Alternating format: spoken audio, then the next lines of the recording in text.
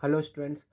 आज की इस वीडियो में हम जो टॉपिक डिस्कस करने वाले हैं उसका नाम है पोटेशियम डाइक्रोमेट। टी ब्लॉक का जो हम रिवीजन कर रहे थे उसी रिवीजन सीरीज़ के एकदम एंड में आ चुके हैं हम। अब जो हमारे डी ब्लॉक एलिमेंट के टॉपिक्स हैं वो कुछ ही बच रहे हैं, जैसे कि आपका compound of T block element जिसको आज हमने स्टार्ट करा है, जिसमें आज हम पोटेशियम डाइक्रोमेट पढ़ेंगे एंड नेक्स्ट वीडियो में हम पोटेशियम परमैंगनेट पढ़ेंगे। इसके बाद सिर्फ आपका जो एफ ब्लॉक है वो बचेगा। ठीक है, तो चलिए स्टार्ट करते हैं। हम बात करते हैं सबसे पहले पोटेशियम डाइक्रोमेट की, जिसका फॉर्मूला होता है K2Cr2O7। अगर हम बात करें कि हम पोटेशियम डाइक्रोमेट को कैसे बना सकते हैं, इसका मेथड ऑफ प्रिपरेशन क्या है, तो इसको हम बनाते हैं क्रोमाइट ओर से। डायरेक्ट एमसीक्यू में आपसे एक क्वेश्चन पूछ लेगा, तो ये आपको याद होना चाहिए। अब कैसे बनाया जाता है इसको भी सीख लेते हैं। जब हम क्रोमाइट ओर, जो कि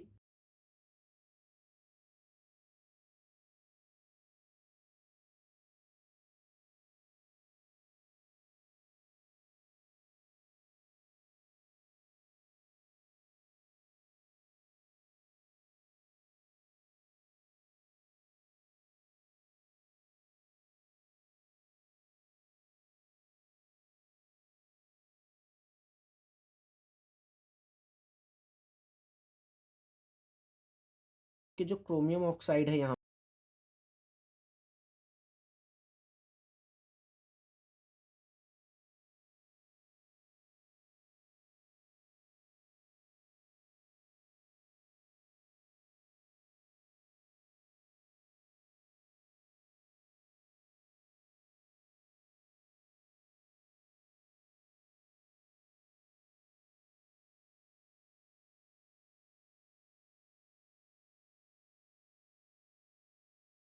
क्रोमेट का फॉर्मेशन होता है। अब यहाँ पे होता ये है कि ये जो आपका एसिड है ये इस बेस के साथ या एक बेसिक सॉल्ट के साथ रिएक्ट कर जाता है। अगर आपको ना पता हो तो जो सोडियम बाइकार्बोनेट होता है, सोडियम कार्बोनेट होता है, ये बेसिक नेचर का सॉल्ट होता है, क्योंकि ये NaOH और कार्बोनिक एसिड से मिलके बना हुआ होता है। तो इसके लिए इसी से ये बेसिक नेचर का होता है। तो यहाँ पे हमारा क्या होता है, सोडियम क्रोमेट फॉर्म होता है। अब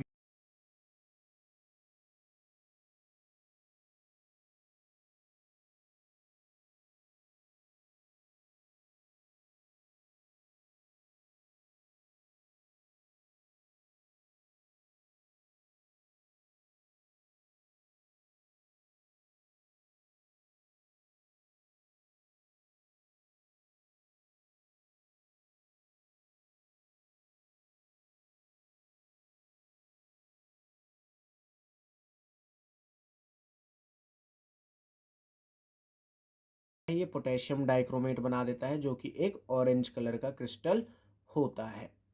ठीक है, तो ये आपको ये जो कलर दे रखे हैं ना, ये कलर याद करने होंगे। आपको क्या करेगा, वो आपको कुछ ऐसा बोल देगा कि कंपाउंड ए था, इसको हमने एसिडिक मीडियम में डाला तो उससे कंपाउंड बी बना जिसका ऑरेंज कलर था। ठीक है, और इसको जब हमने KCl में डाला तो एक कंपाउंड बना सी। आइडेंटिफाई करो ABC क्या है, और सी का कलर दे देगा आपको ऑरेंज। ठीक है, तो इस तरीके से आपको ये रिएक्शन आनी चाहिए। इसकी प्रैक्टिस कर लेना, बहुत बार पेपर में पूछा जाता है ये। ठीक है, तो आपको क्या याद रखना है, अगर मैं एक बार दोबारा से बता दूं आपको क्या याद रखना है। सबसे पहला कि जो पोटेशियम डाइक्रोमेट होता है उसको क्रोमाइट ओर से बनाया जाता है, जिसका फॉर्मूला होता है FeCr2O4। ठीक है, इसके बाद आपको क्या याद रखना है, इसके बाद आपको याद रखना है सोडियम क्रोमेट का कलर। सोडियम क्रोमेट का जो कलर होता है वो येलो होता है। कैसा होता है, येलो होता है। और जब हम सोडियम क्रोमेट को एसिडिक मीडियम में डालते हैं तो वो क्या बनाता है, वो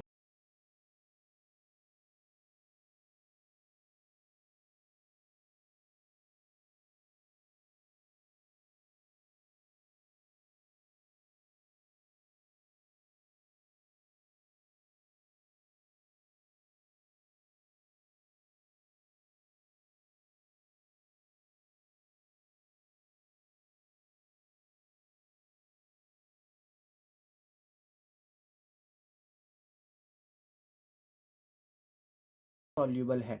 तो जो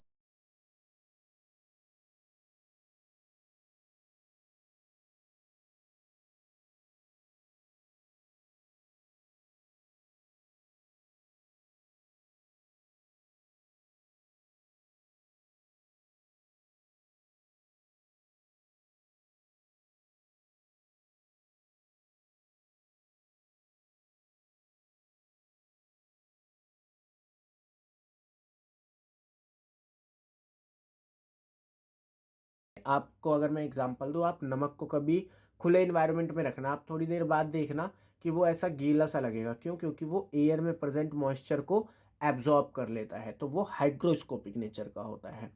अगर मैं बात करूँ पोटेशियम डाइक्रोमेट की, तो ये नॉन हाइग्रोस्कोपिक होता है, यानी ये एयर में से मॉइस्चर को एब्जॉर्ब नहीं करता है। वहीं अगर मैं बात करूं सोडियम डाइक्रोमेट की, तो ये हाइग्रोस्कोपिक नेचर का होता है, मतलब ये आपके इन्वायरमेंट में से क्या करेगा, मॉइस्चर को एब्जॉर्ब।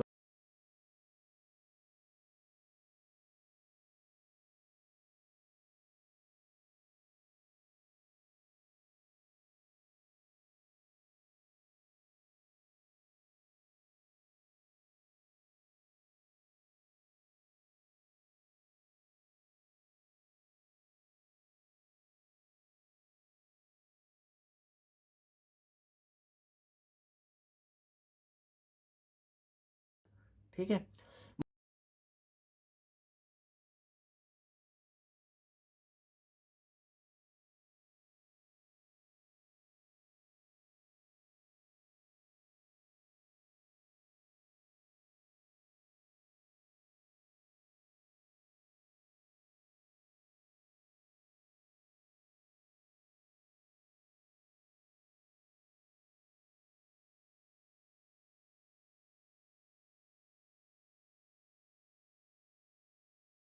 का था, तो इन दोनों में क्या फ़र्क होता है, इस चीज़ को हम समझते हैं।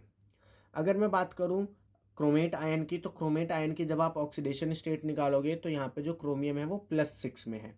वहीं अगर आप ऑक्सीडेशन स्टेट निकालने जाओगे क्रोमियम डाइक्रोमेट आयन में क्रोमियम की, तो यहाँ पे भी जो ऑक्सीडेशन स्टेट आती है वो +6 आती है।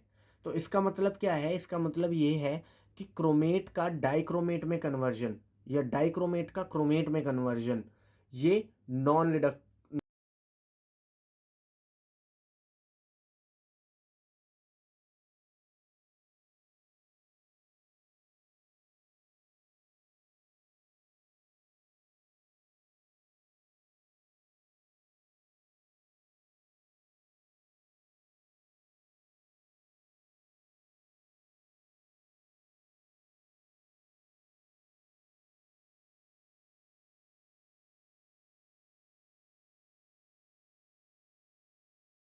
हो जाएगा, डाइक्रोमेट में कन्वर्ट हो जाएगा।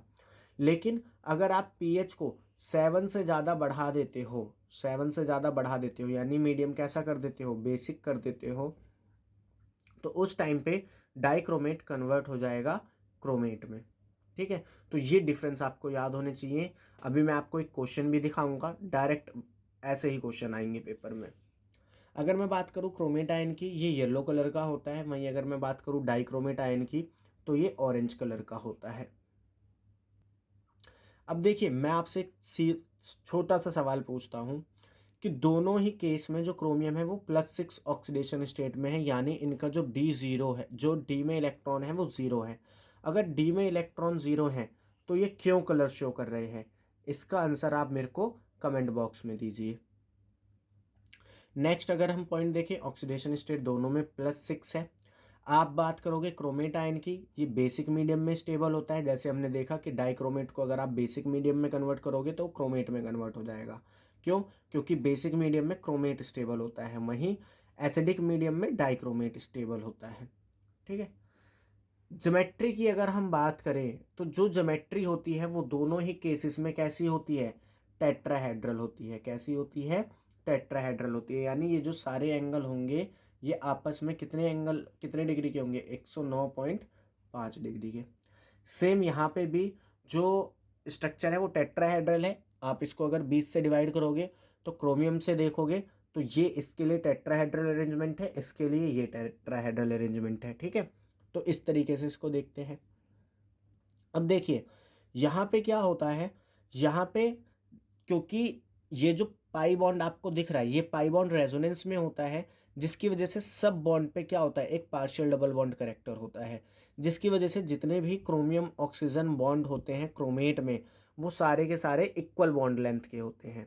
लेकिन डाइक्रोमेट में ये चीज़ नहीं होती। क्यों? क्योंकि डाइक्रोमेट में ये आपको जो ब्रिज ऑक्सीजन दिख रहा है, जो दो क्रोमियम को आपस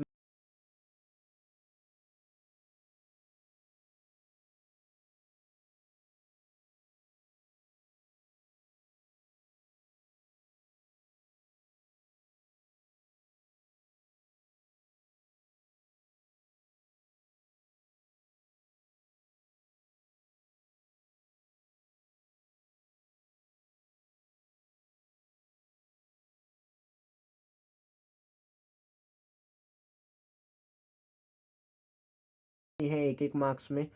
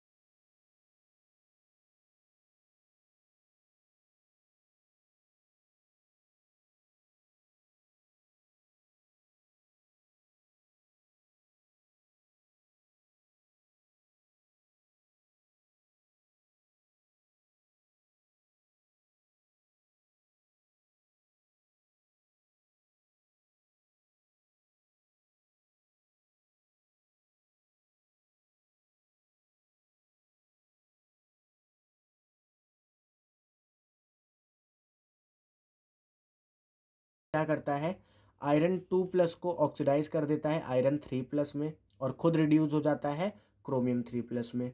इसी तरीके से Sn2+ को कन्वर्ट कर देता है Sn4+ में, ऑक्सीडाइज कर देता है और खुद किस में रिड्यूस हो जाता है, क्रोमियम 3+ में।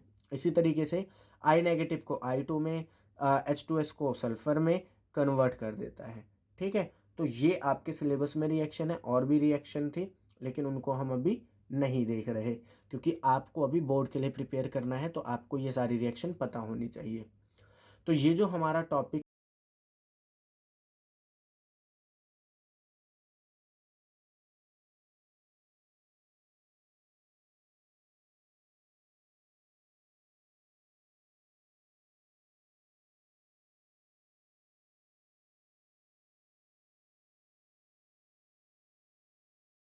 देंगे, और अगर आपको आंसर नहीं पता है तो ये वीडियो देख के आपको ये आंसर पता चल जाएगा।